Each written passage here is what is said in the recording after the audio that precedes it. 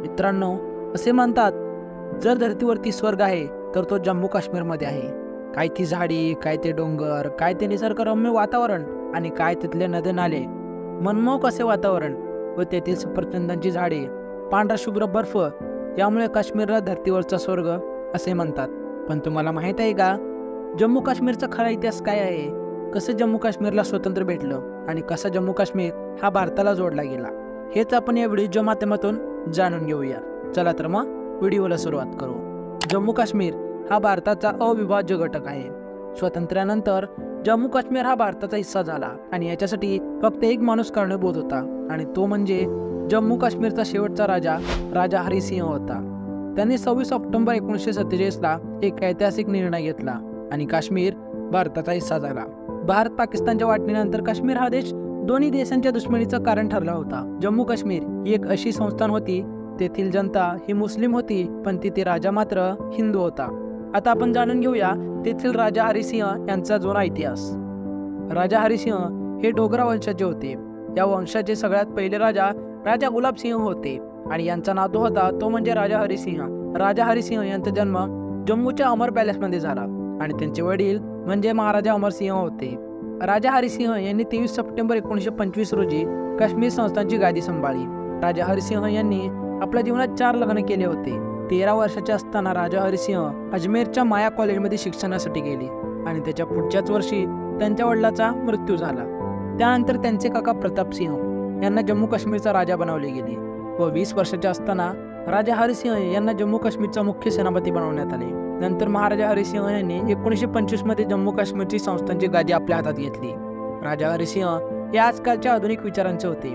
गादीवर बसल्यानंतर राजा हरी सिंह यांनी आपल्या राज्यात वेश्यावृत्ती, बालविवाह यासारख्या परंपरा बंद केल्या. त्यानंतर त्याने राज्यातील सर्व जाती धर्मातील लोकांसाठी प्राथमिक शिक्षण हे कंपल्सरी सुरू केले. हे त्यावेळेस ते सगळ्यात कठीण पाऊल होते जे राजा हरी सिंह यांनी आपल्या राज्यातील जनतेसाठी आधुनिक शिक्षण देण्याचे ठरवले होते. राजा हरी सिंह यांनी दलित व हिंदू लोकांसाठी सर्व मंदिरे खुली करून दिली. हा निर्णय त्यांनी 1929 मध्ये घेतला होता. राजा हरी सिंह यांनी आपल्या शासनकाळात जाती प्रथा, वेश्यावृत्ती अशा परंपरा कायमच्या बंद केल्या होत्या. महाराजा हरी सिंह हे मुस्लिम लीग आणि त्यांच्या विचारांच्या विरोधात होते व ते दुसरे विश्वयुद्धाच्या वेळी 1944 ते 46 दरम्यान युद्ध मंत्रिमंडळाचे सदस्य पण राहिले होते. 26 ऑक्टोबर 1947 महाराजा हरी सिंह यांनी जम्मू काश्मीरला भारतात सामील केले.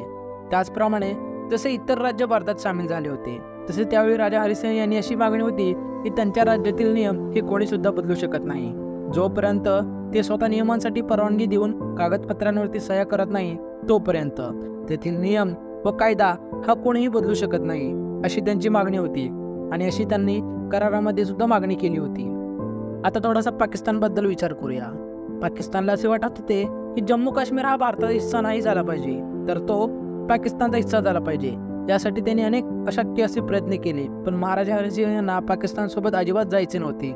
या गोष्टीला नाराज होऊन पाकिस्तानने 22 ऑक्टोबर 1947ला काश्मीरवरती आक्रमण केले आणि मारहाणी आणि दंगली करणे सुरू केले. याला कंटाळून राजा हरी सिंह यांनी 24 ऑक्टोबर 1947ला पंडित जवाहरलाल नेहरू आणि सरदार वल्लभभाई पटेल यांच्याशी संपर्क केला. याच्या आधी राजा हरी सिंह यांना कोणत्याही देशासोबत जायचे नव्हते. मग ते भारत असो किंवा पाकिस्तान असो, त्यांना जम्मू काश्मीर हा स्वतःचा एक वेगळा देश म्हणून पाहिजे होता. पाकिस्तानच्या होणाऱ्या आक्रमणाला कंटाळून राजा हरी सिंह यांनी भारतासोबत येण्याचा निर्णय घेतला.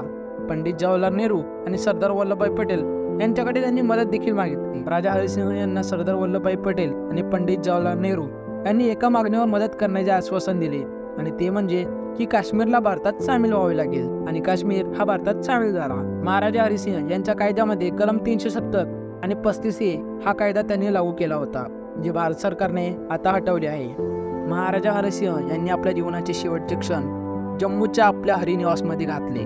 त्यांचा मृत्यू 26 एप्रिल 1969 मध्ये मुंबई येथे झाला. त्यांच्या इच्छेनुसार त्यांच्या मृत्यूनंतर त्यांच्या राखेला जम्मू काश्मीरमध्ये आणण्यात आले आणि नंतर नदीत वाहण्यात आले. तर मित्रांनो, ही होती राजा हरी सिंह यांची कथा आणि हा होता जम्मू काश्मीरचा इतिहास.